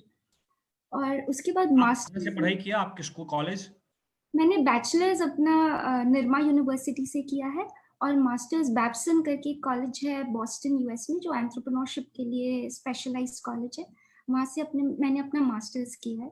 और ये प्रोजेक्ट जो आप सुन रहे हैं वो मेरा मास्टर्स प्रोजेक्ट था, जिसे अगर आप पास ना करें तो बैप्सन आपको पास नहीं करता है। यही बैप्सन की स्पेशलिटी मानी जाती है, शायद इसी वजह से वो in the world of entrepreneurship Harvard के ऊपर रैंक किया जाता है, because they focus so much on practicality. अगर आप सही में एंटरप्रेन्योरशिप पढ़ते वक्त एक पेपर पे बिजनेस नहीं बना सकते तो आप पास नहीं हो सकते।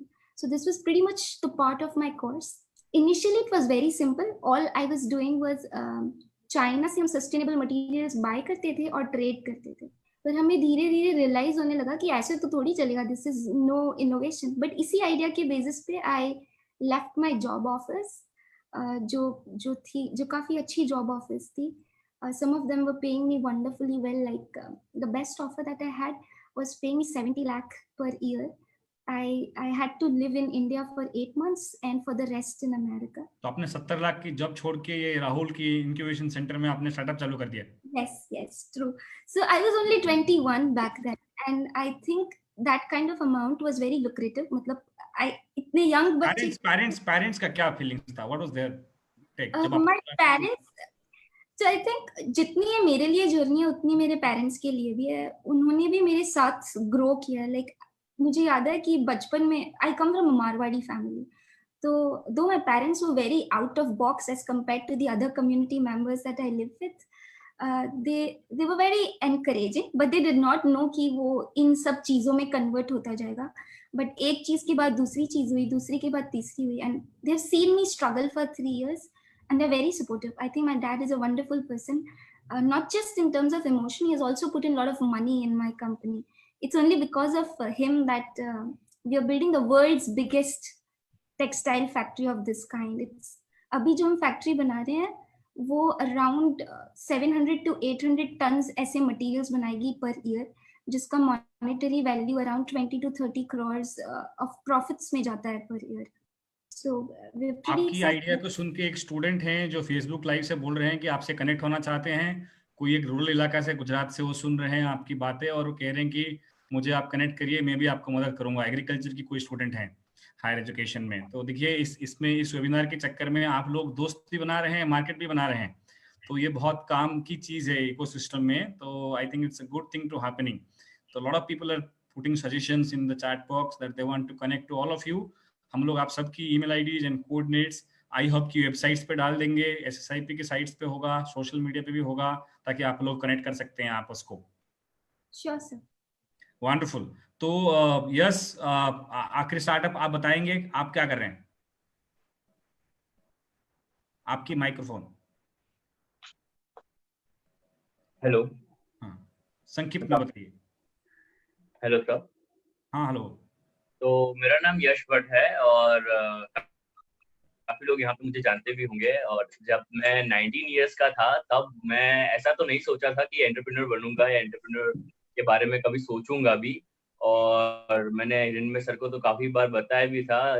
जीटीयू इनोवेशन काउंसिल जो प्रॉब्लम आइडेंटिफिकेशन का डिजाइन वेडनेसडे जैसा एक प्रोग्राम चलाते थे और वहाँ पे ये लेक्चर के बाद कुछ स्नैक्स रखते थे, तो हम तो ज्यादातर वही फोकस था हमारा कि हम वो स्नैक्स खाने आते थे वो सेमिनार के बाद वाला। और वहाँ पे थोड़ा जबरदस्ती सिखाने पे मजबूर करते थे कि लाइफ में बहुत सारी सोशल प्रॉब्लम है और हमको उस पर फोकस करना चाहिए था। तो मेरे एरिया ऑफ इंटरेस्ट में जो आते थे temples and river, I love river, love nature and waste also. तो ऐसी कुछ चीजों में से मैंने कोई प्रॉब्लम आइडेंटिफाई किया कि टेम्पल फ्लोरल वेस्ट में क्या होता है, कहाँ पे डंप होता है, उससे क्या हैजार्डियस इफेक्ट नेचर पे होता है। और हमने सबसे बड़ी बात ये थी मेरी कि मैंने बस वेट नहीं किया और मेरे सेकेंड ईयर जब मैं सिर्फ 19 ईयर्स का था तभी मैंने स्टार्ट कर दिया। और एक टेम्पल के बैकयार्ड से ही मैंने उसको कंपोस्टिंग का एक मैन्योर बनाना स्टार्ट कर दिया।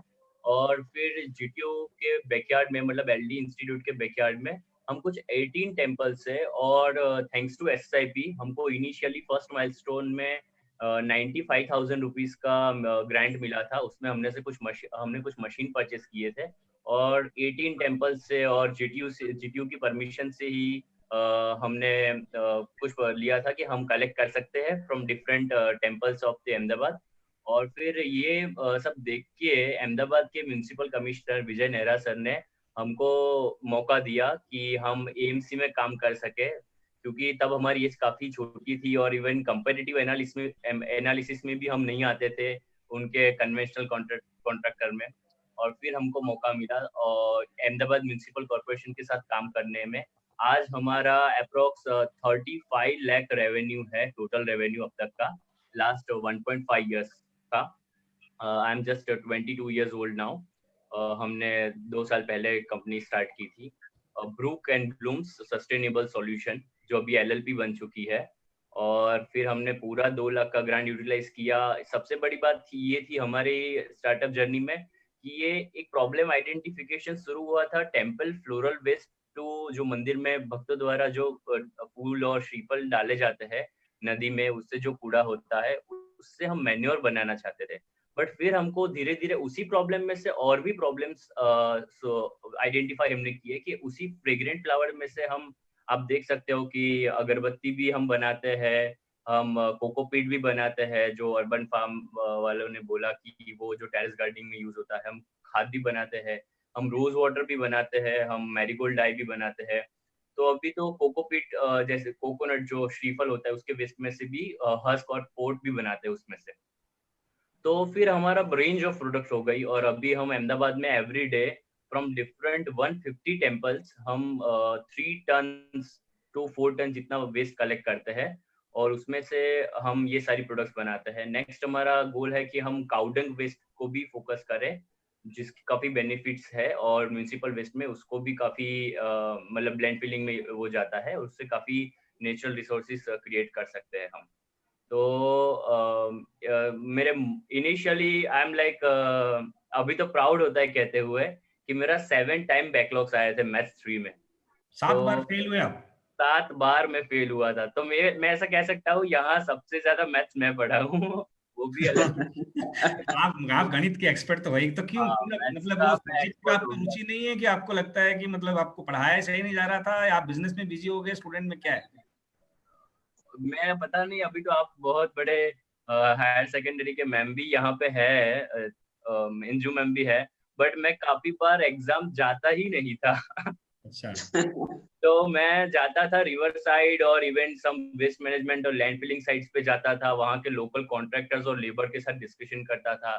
तो मेरे अंदर वो जुनून था। सर ने इनिशियली, नागार्जुन सर ने बोला कि entrepreneurship is not life, life is very big thing, but मेरे लिए शायद वो गलत था। मेरे लिए वो पूरी लाइफ थी, मेरे लिए वो एक लाइफ का हिस्सा नहीं रह गया। और अभी मैं और भी आगे आगे बढ़ना चाहता हूँ कि आई एम लाइक 24/7 एंटरप्रेन्योर। अभी आपका कॉलेज खत्म हुआ कि अभी बाकी है? वो अभी शायद जल्दी हो जाएगा, बस जल्दी हो जाएगा। 8वीं बार अटेम्प्ट कर लीजिए, कोई बार आखिरी बार नहीं होता। मतलब टीचर्स भी कृपालु होते हैं आजकल, है ना। माधु साहब आलेंगे तो उसमें कोई इशू नहीं है, आपने इतना काम किया है तो यस। अभी तुम्हारा क्या पेरेंट्स कैसा फील करते हैं, क्या करते हैं? मॉम तो अभी भी कंफ्यूज्ड है कि ये कचरे से करता क्या है। मैं इसको छोटा था तब इस काम के लिए मंदिर ले जाती थी क्या, तो वो अभी भी कंफ्यूज्ड है कि इसने क्या फील्ड पसंद कर लिया। किसी लड़की को बोलूं कि मेरा बच्चा क्या कर रहा है, मतलब लड़की देखने का टाइम आ गया तो क्या कर रहा है, तो बोलूं क्या कर, मैं बोलूं क्या तू करता क्या है, उसको तो पूरा एंटरप्रेन्योरशिप का स्पेलिंग भी नहीं मालूम। तो मैंने बोला कि उसको बोलने का कि मैं लोगों को जॉब देता हूँ, जॉब करता नहीं हूँ, क्योंकि ज्यादातर लोग ये पूछते हैं कि आपका लड़का क्या जॉब करता है। तो उनको बोलने का जॉब करता नहीं है, जॉब देता है। तो आई प्राउडली सेड दैट कि एट 22 की उम्र में 22 लोगों को मैं रोजगार देता हूँ। क्या बात है। तो ये माधु साहब, ये बहुत इंटरेस्टिंग बात है। आपकी बच्चे 22 साल की उम्र में 7 बार मैथमेटिक्स में परेशान होने के बाद 22 जॉब क्रिएट करना, ये न्यू इंडिया है जो प्राइम मिनिस्टर बात कर रहे हैं दुनिया में। ये मुझे लगता है ये न्यू इंडिया है। तो जो इतने भी इंक्यूबेशन सेंटर्स हैं, इनोवेशन सेंटर्स हैं, जीवसेक है, ये बहुत सारी जगह पे हैं, आप लोग जो ये कोशिश कर रहे हो, इसका एक लॉन्ग टर्म इम्पैक्ट आने वाला है। और higher education department Anju madam की, नागार्जुन साहब की, माधु साहब की लीडरशिप में जो पुश कर रहा है, हमारा जो लोग आज सुन रहे हैं, जो प्रिंसिपल्स हैं, आप सबको ये ध्यान रखना है। हम आपको सिर्फ 6 उदाहरण यहाँ पे आज दिखा रहे हैं, लेकिन 600 ऑलरेडी हैं और 6000 हो सकता है। लेकिन वो 600 कहाँ है, ये ढूंढने के लिए भी आप मदद करेंगे, और 600 के बाद 6000 कैसे करना है, इसमें भी आप मदद करेंगे। तो तो इसीलिए आप लोग को आज यहाँ हम बातें कर रहे हैं ताकि आप लोग इन कहानियों को जोड़ सकें। जैसे यश कह रहा है कि मतलब मैं अभी ये बोलता हूँ कि मैं जॉब लेता नहीं, जब करता नहीं हूँ, जब देता हूँ, और 22 साल की उम्र में 22 जॉब क्रिएट किया है, ये बहुत इंपॉर्टेंट बात है। Okay, so Hiranmay, how are you? Sorry, I have not been able to give much time today.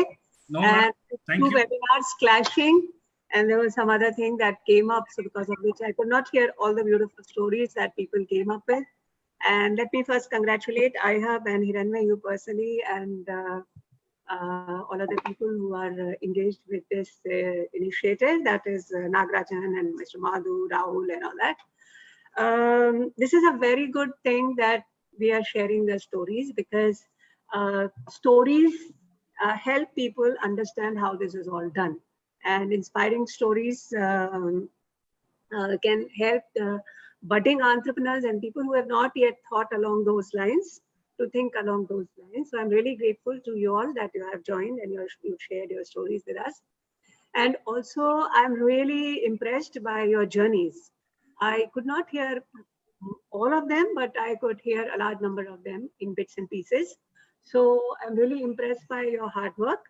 You keep on doing hard work. My best wishes to you. And IHUB is at your beck and call whenever required. All the kind of support that we can give to you, we will be most willingly do that.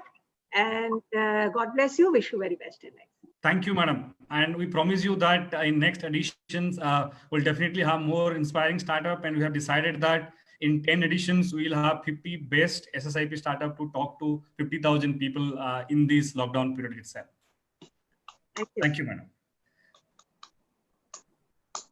So yes, so हाँ, तो अभी जो सवाल आए हैं लोगों की तरफ से, आप लोग जवाब दे सकते हैं। नितेश, एक पार्टिसिपेंट प्रिंसिपल ये पूछ रहे हैं कि आपको सबसे पहली बार कब फील हुआ कि आप एंटरप्रेन्योर बन सकते हो, आप स्टार्टअप बना सकते हो? अगर मैं अपने बारे में बात करूं, मैंने आईटी इंजीनियरिंग किया था, और उसके 2008-9 का समय था जब उससे पहले आईटी इंडस्ट्री पिक पे था, फिर यूएस में थोड़ा स्लो डाउन हुआ, and then we were having a lot of companies coming in for the placement and offering lucrative packages in 2009 and 2008, and then we had a slowdown in the package, and I was thinking कि मैं IT करने के बाद MBA करूंगा, because मुझे थोड़ा business में रुचि थी। तो मैंने MBA किया और अच्छे खासे नंबरों से MBA में पास हुआ। बट वो क्या होता है कि सॉफ्टवेयर को बेचना, सॉफ्टवेयर को बनाना एंड देन उसको बेचना, उसके लिए बेचने के लिए आपको मार्केटिंग और बिजनेस नॉलेज चाहिए, और बनाने के लिए आपको सॉफ्टवेयर नॉलेज चाहिए। तो आई वाज थिंकिंग कि एमबीए करने के बाद मैं कोई ऐसी इंडस्ट्री में जाऊंगा मैं सॉफ्टवेयर बेच सकूं। तो मैंने एक आईटी कंपनी में सेल्स की जॉब शुरू की, और टू माय सरप्राइज मैंने पहले ही महीने में जब मैंने वो जॉब शुरू की, मैंने 90 लाख रुपए का टर्नओवर किया एज अ सेल्स। मैं 14-15 घंटे उस कंपनी में काम करता था, और यूएस के बहुत सारे क्लाइंट्स को मैंने बेचा। हमारा एक क्वार्टर का टारगेट होता है 25 लाख रुपए का, वो भी ज्वाइन करने के 3 महीने बाद स्टार्ट होता है, जबकि मैंने पहले महीने में 90 लाख का बेच दिया।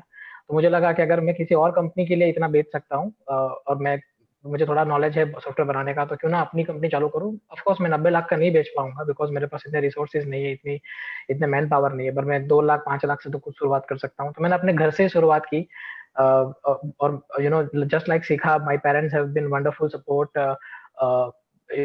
थोड़ा सा एक प्रेशर हो जाता है एमबीए करने के बाद, क्योंकि आपकी मास्टर्स करने के बाद, क्योंकि आपकी एज कंपैरेटिवली बहुत ज्यादा है, और आपके जो बैचलर वाले फ्रेंड्स थे वो बहुत आगे बढ़ रहे होते हैं अपनी लाइफ में, गाड़ी बंगला खरीद रहे होते हैं, और आप एक छोटी सी कंपनी शुरुआत करते हो, तो वो थोड़ा सा अलग पीरियड होता है। But family have been at a tremendous support.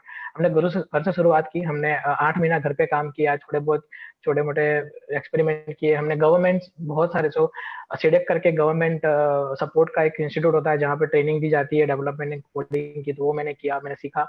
हमने जीआईडीसी में जाके बहुत सारे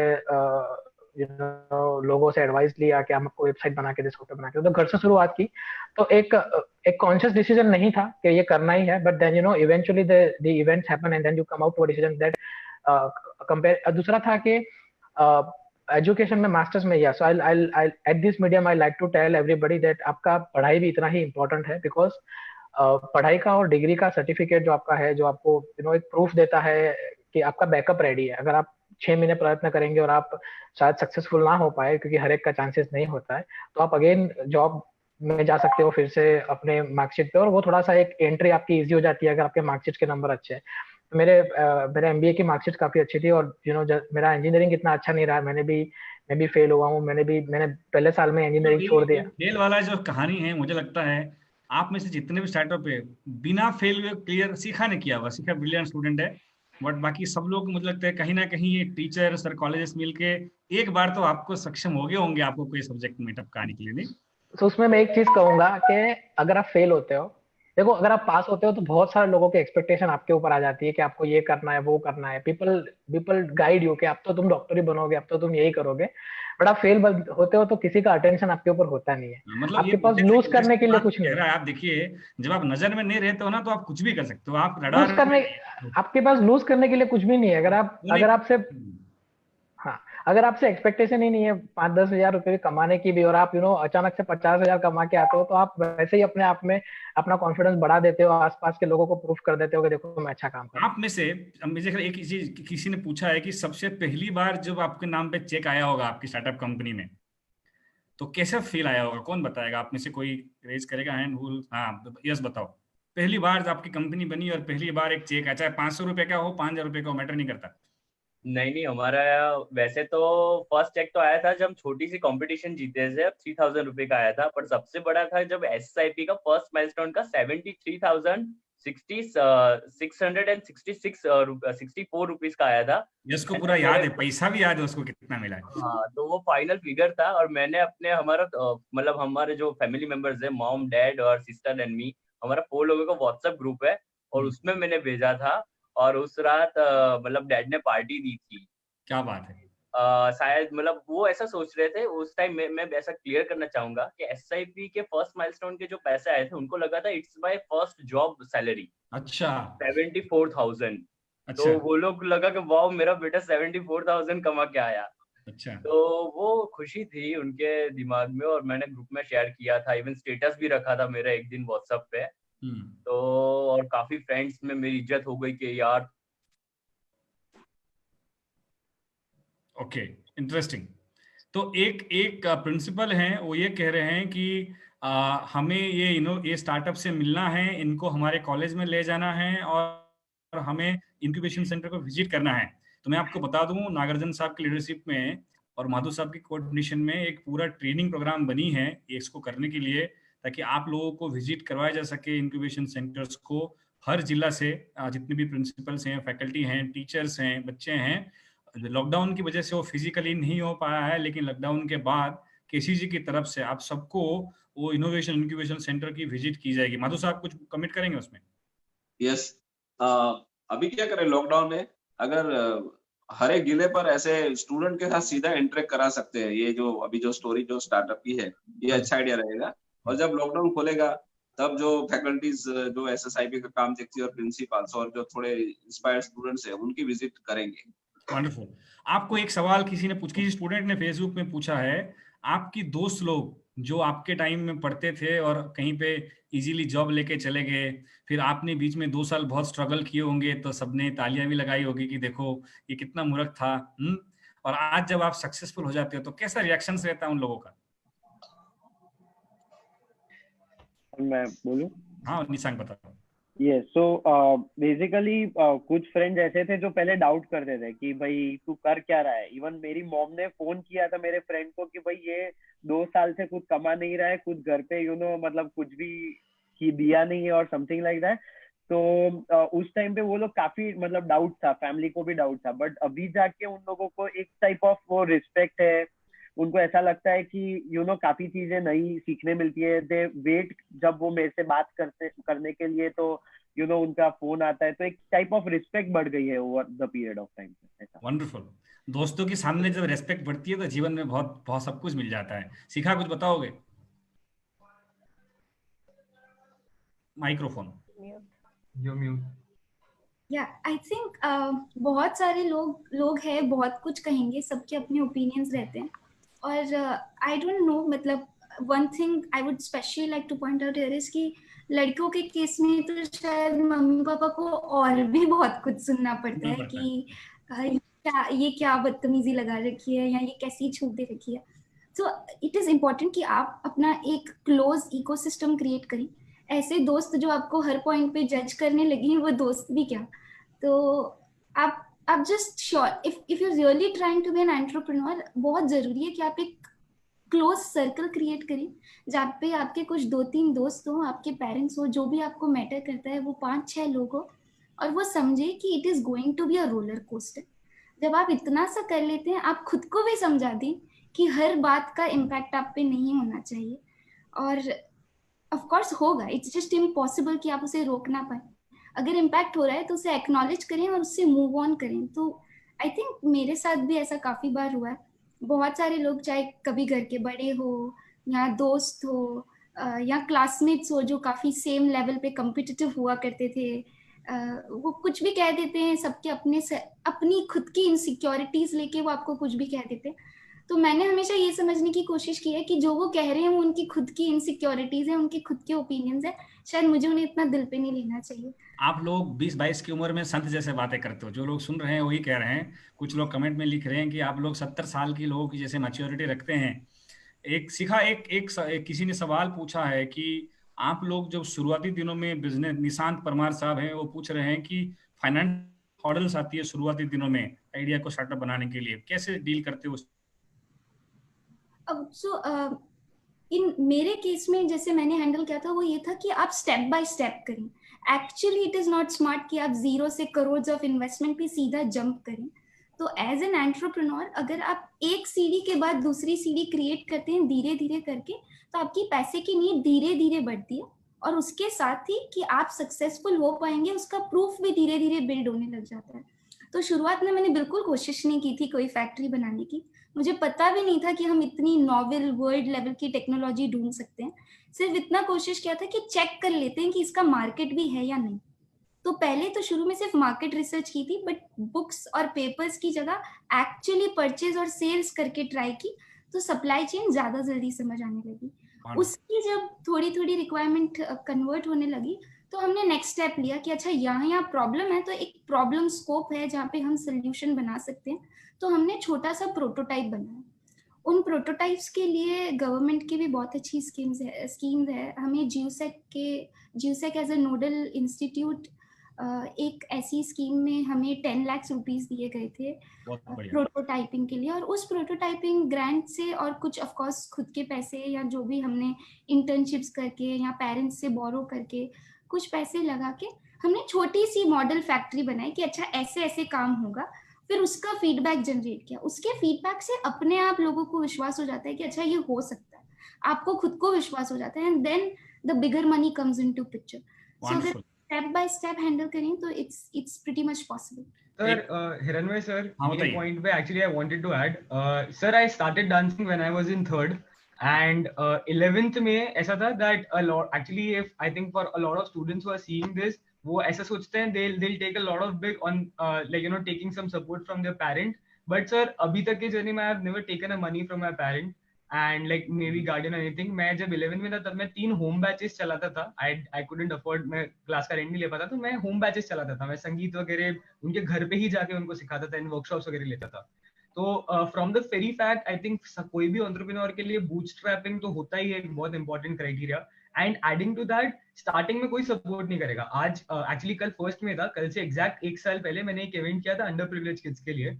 उस टाइम मैंने मेरे बहुत सारे फ्रेंड्स को बोला था करते हैं, उन्होंने कुछ ने एकदम मुंह पे ही ना बोल दिया था, कुछ ने मेरे को हाँ बोल के उसके बाद they didn't show up. And उसके बाद जैसे ही वो इवेंट हुआ तो दिव्य भास्कर, संदेश, जितने भी बड़े पेपर्स थे, हम लोग काफी सारे पेपर्स में फीचर हुए। एंड वही लोग जिन्होंने ना बोला था वो सब लोग उस चीज का स्टोरी डाल रहे थे, we are very proud of you. तो हाँ सर, तो ये आई थिंक हम सबके साथ होता होगा एज एन एंटरप्रेन्योर, बट उनका भी पर्सपेक्टिव गलत नहीं है, because even they don't have that much of risk taking capacity, because that is not what we have in our blood, that is not we are taught in the books. So that is what differentiates an entrepreneur. I feel that we'll be very willing to stand alone at times and make sure that we are building something and we are seeing way ahead. So I think Haresh धाबे साहब हैं, वो ये कह रहे हैं कि आप सबका जो स्टोरी है अभी तो आप लोग ब्रीफली बता रहे हैं, उसके बारे में डिटेल इंफॉर्मेशन चाहिए तो हम आप सबकी प्रेजेंटेशन शेयर करेंगे ताकि वो अपने बच्चों को बताएंगे, एक्सप्लेन कर पाएंगे।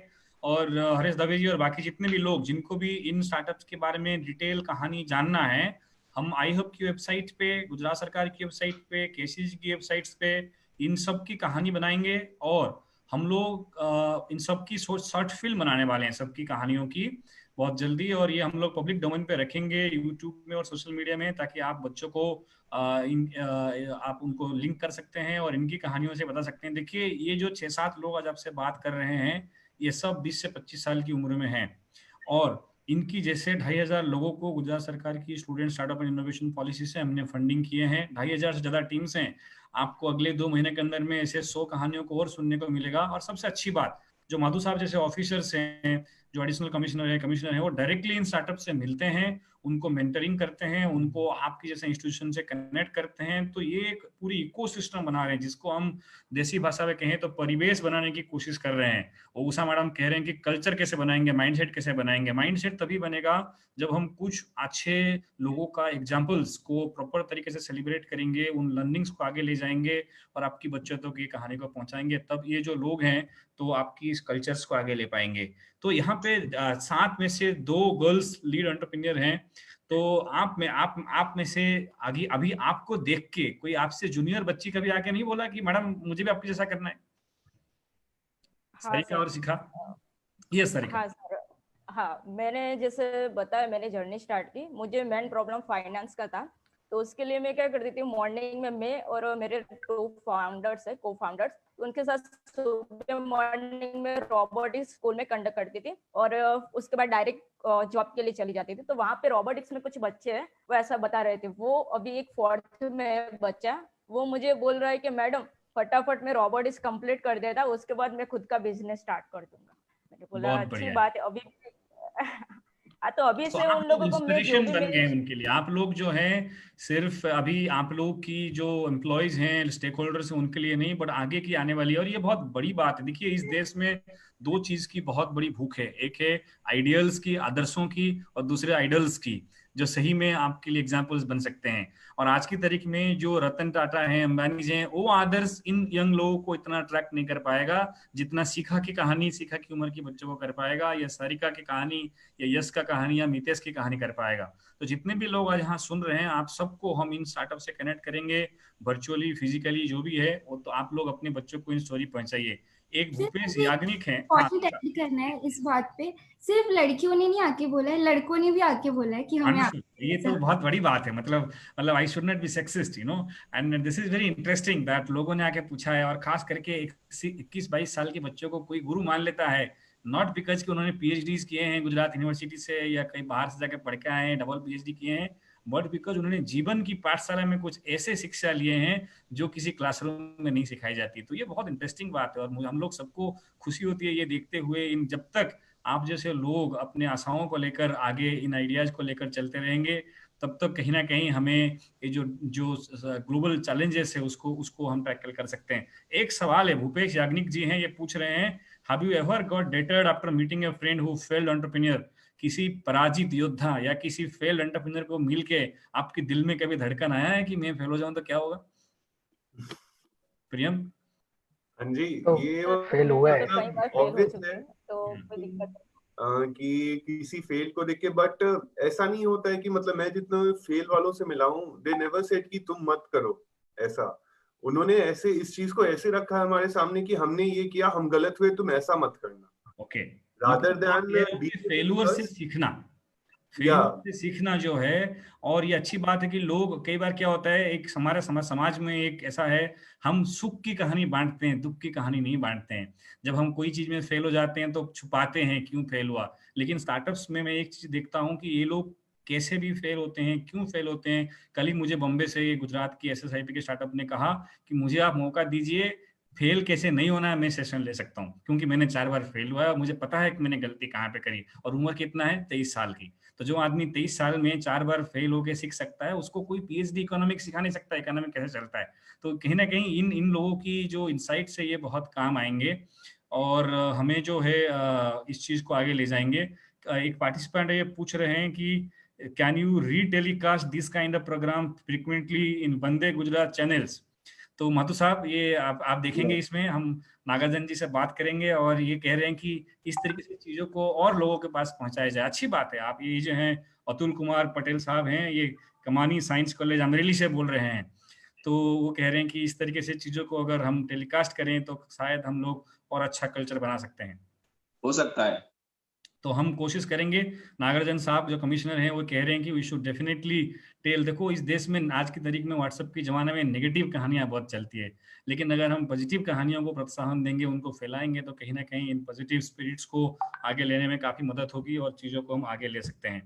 सो अगर आप 6 में से किसी स्टार्टअप को कोई स्पेसिफिक और कमेंट्स पास ऑन करना है तो 2 इनपुट्स ले सकते हैं, otherwise I will go forward. Ranveer sir, actually I wanted to say just one thing that मतलब मेरा जब conversation होता है मेरे कुछ friends के साथ जो startup कर रहे होते हैं तो a lot of people get demotivated and उनका एक चीज actually I want to tell to everyone that when I started मेरा idea clear नहीं था and I think that हम सब भी agree करेंगे, हमने जब start किया होगा तो हमारे पास एक thought होता है, we have some sort of clarity that अच्छा हम शायद ऐसा कर सकते हैं, but Mark Zuckerberg has quoted that ideas never come fully formed, they start getting structured when you work on them. So for all the students who are watching this, start working in the process, your idea will get structured, and if you have a purpose on it, I think that will be the only thing which will help you persevere.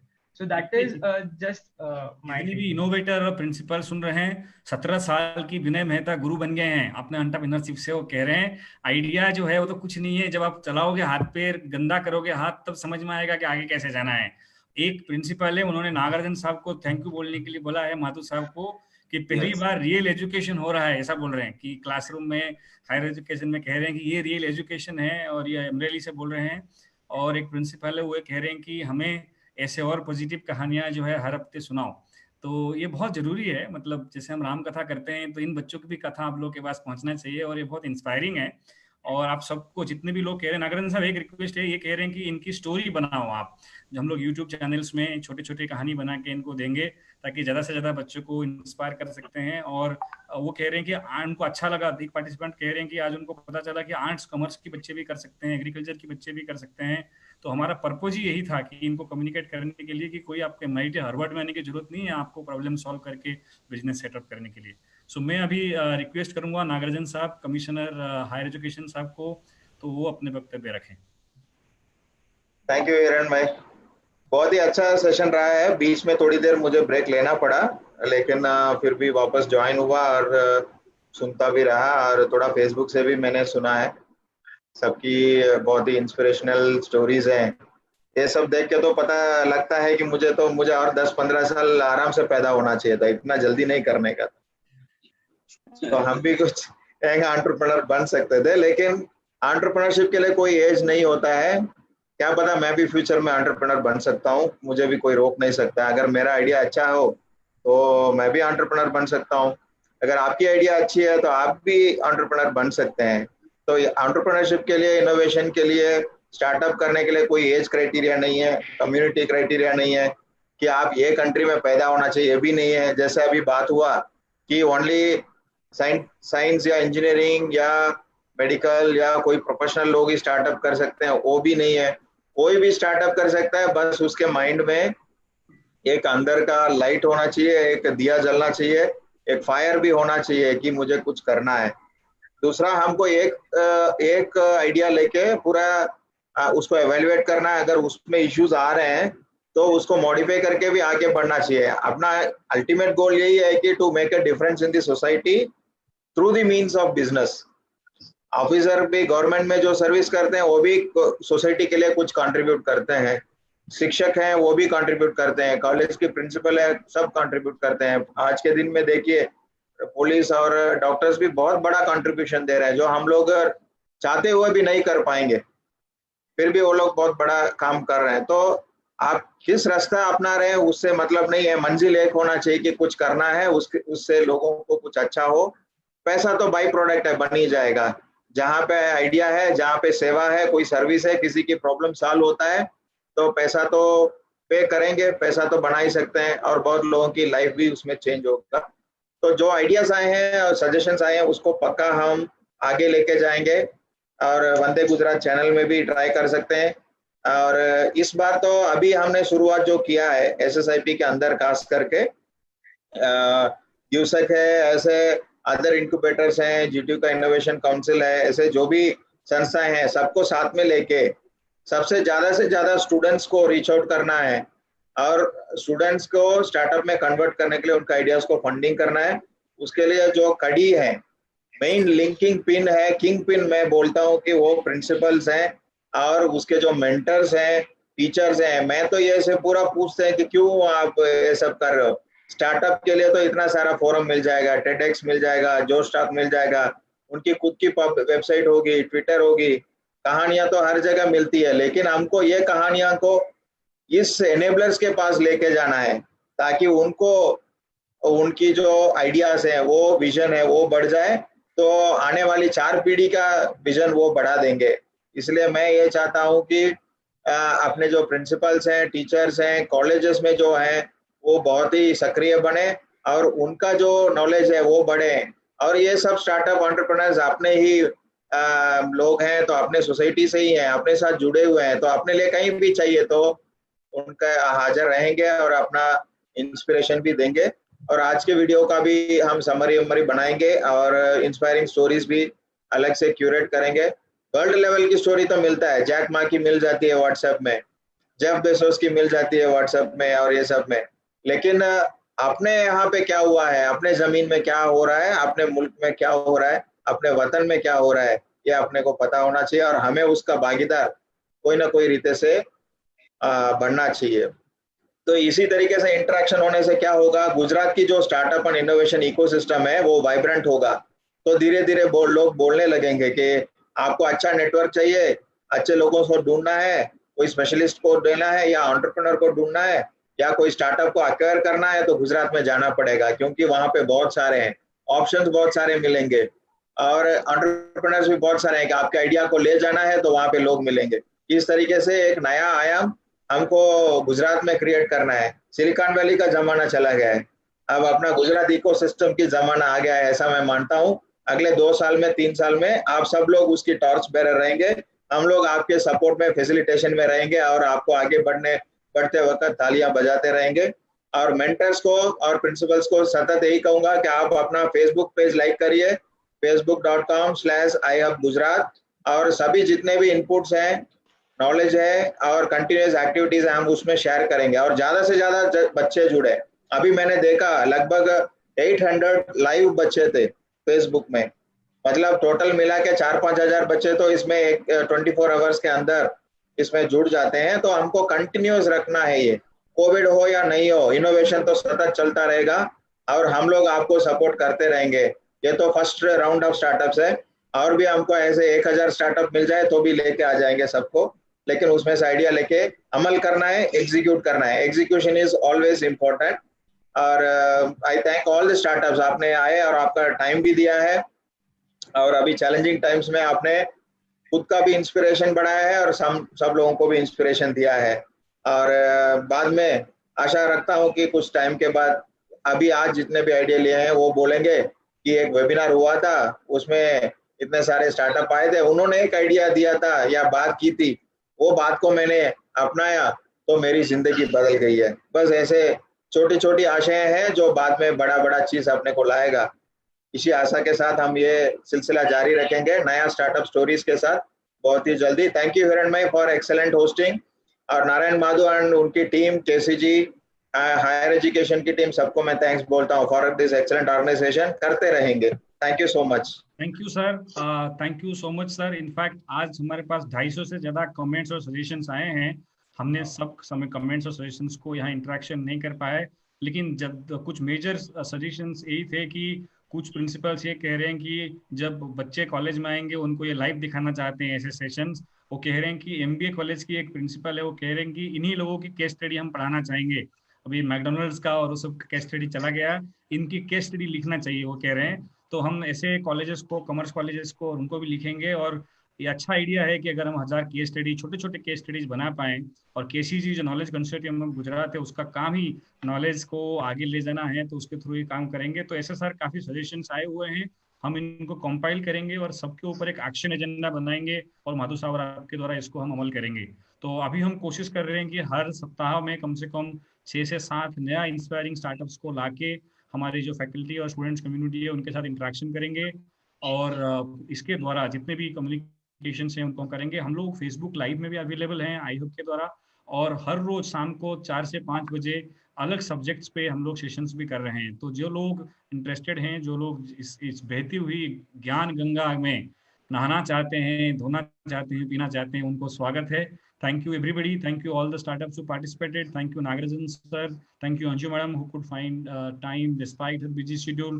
Thank you Madhu sahab and the entire team led by Dhara SSIP team for arranging this program. And we will keep this episode going every week. By then, thank you. Namaste. Thank you Rahul. Thank you. Thank you everyone. Thank you so much. Rahul Givsek सबको thank you. Bye. Thank you. Thank you so much for having us, sir. Thank you.